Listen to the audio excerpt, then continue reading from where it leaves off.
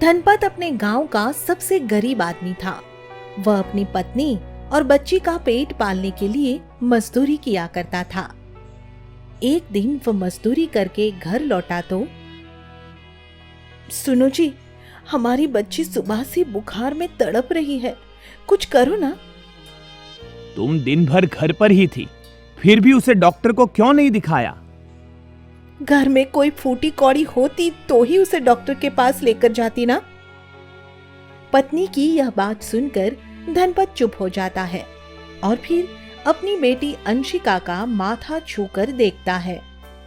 अरे अंशिका, तुझे तो अब भी तेज बुखार है। हाँ बापू। चल, तुझे वैद्य जी के पास लेकर चलता हूँ। यह कहकर धनपत बेटी अंशिका को वैद्य जी के पास से दवाई दिला कर लाता है, मगर उसकी दवा से अंशिका को कोई आराम नहीं लगता और इस कारण। अरे पूजा, सुनती हो? क्या है जी? अंशिका का बुखार तो टूट ही नहीं रहा, इसे तो बड़े डॉक्टर को दिखाना पड़ेगा। पर वह तो बहुत महंगी दवाई देगा, ऊपर से नंबर वाली पर्ची काटने के बहाने पैसा अलग से ऐंठेगा। क्या इतना पैसा है तुम्हारे पास? पैसा तो नहीं है, मगर फिर भी ले जाना तो पड़ेगा ही ना। यह कहकर धनपत और उसकी पत्नी दोनों अपनी बेटी को लेकर एक डॉक्टर के क्लिनिक पर जाते हैं, मगर बिना पैसों के डॉक्टर उनकी बेटी को देखने से मना कर देता है। क्या जमाना आ गया है, गरीब पर तो कोई दया करता ही नहीं। मेरी फूल सी बच्ची बुखार से मर रही है और इस डॉक्टर को पैसे की पड़ी है।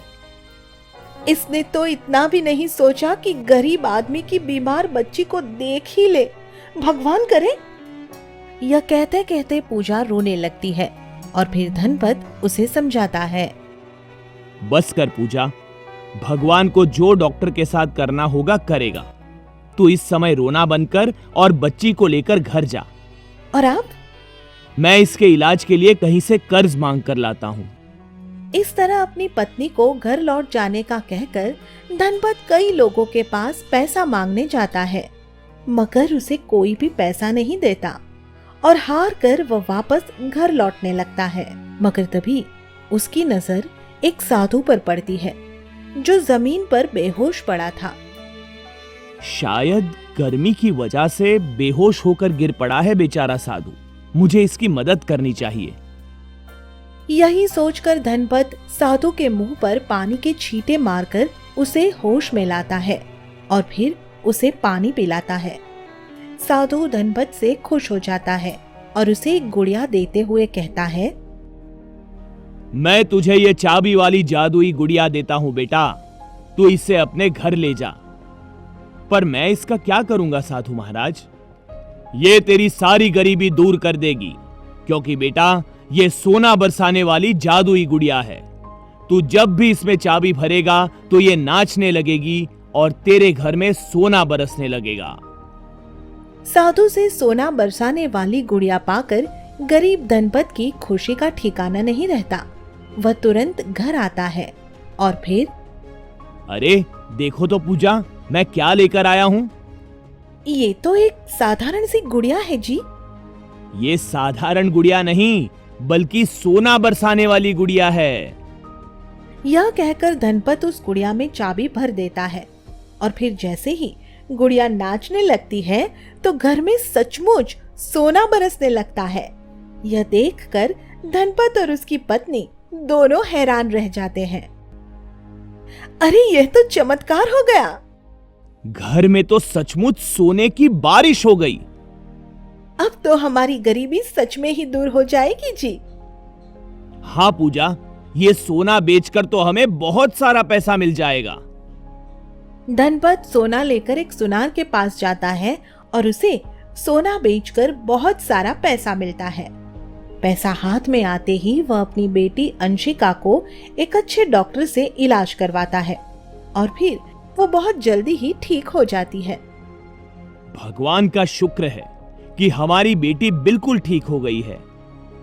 हाँ पापा, अब मैं ठीक हो गई हूँ और पढ़ना लिखना चाहती हूँ। ये तो बहुत अच्छी बात है बेटी।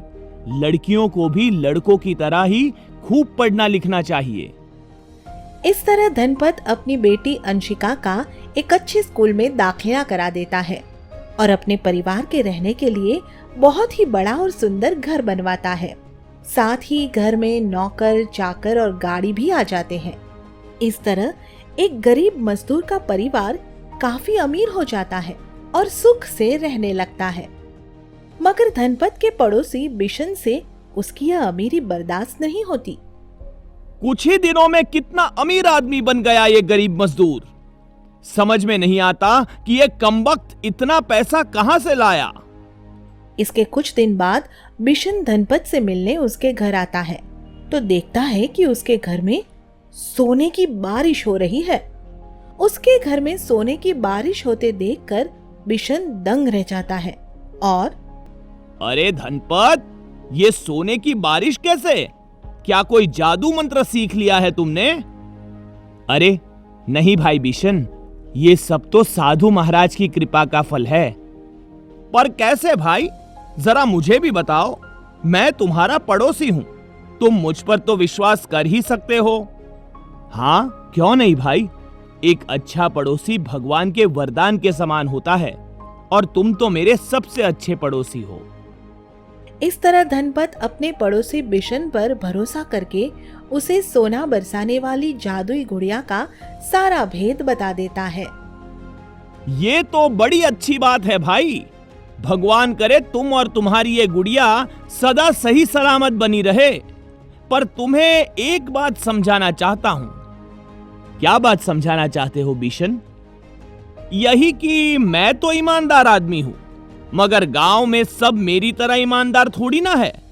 इसीलिए किसी और को इस बारे में मत बताना, क्योंकि कोई इस जादुई गुड़िया की चोरी भी कर सकता है।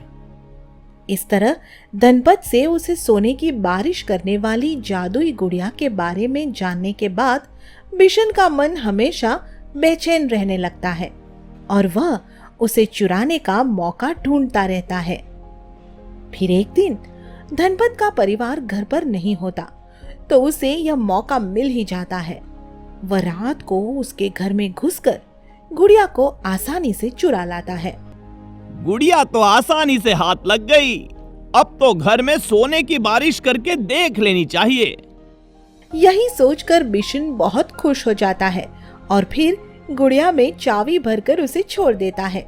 गुड़िया नाचने लगती है, मगर घर में सोने की बारिश होने की बजाय बिशन के सिर पर आग बरसने लगती है। अरे बचाओ बचाओ, ये क्या आफत मोल ले ली मैंने। यहाँ तो सोने की जगह आग बरसने लगी। बिशन कुछ देर तक ऐसे ही चीखता चिल्लाता रहता है और फिर खुद को बचाने के लिए घर से बाहर भाग जाता है। फिर इस घटना के बाद वह जीवन भर लालच और चोरी न करने की कसम खाता है।